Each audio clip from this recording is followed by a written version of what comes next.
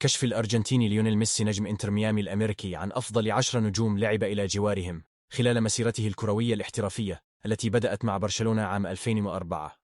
وصعد ميسي من فريق الشباب في برشلونة إلى فريق الكبار بشكل رسمي في صيف عام 2005، لكنه خاض أول مباراة رسمية 16 أكتوبر تشرين الأول 2004، حين دفع به المدرب الهولندي فرانك ريكارد في ديربي كاتالونيا ضد الجار اللدود إسبانيول، وحينها كان بعمر 17 عاما و3 أشهر و28 يوما.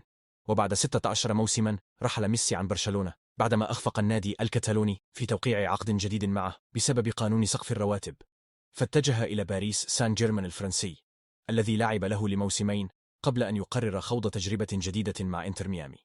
وخلال هذه السنوات لعب ميسي إلى جوار العديد من النجوم سواء في برشلونة أو سان جيرمان، وكذلك منتخب الأرجنتين مثل الفرنسي تيري هنري والفرنسي كيليان مبابي وغيرهما الكثير. وأفصح ميسي بنفسه عن أفضل 10 زملاء لعب إلى جوارهم على صعيد الأندية، وكان من اللافت أنهم جميعا كانوا معه في فترته مع برشلونة، حيث قال في تصريحات أبرزها موقع جيف مي سبورت البريطاني: كنت محظوظا باللعب لفترة طويلة في برشلونة في ظل وجود العديد من أفضل اللاعبين في العالم. وأضاف: لعبت إلى جوار رونالدينيو وديكو وصامويل إيتو وتشافي هرنانديز وأندريس إنيستا وسيرجيو بوسكيتس، الأخير لحق به إلى إنتر ميامي في الصيف الحالي.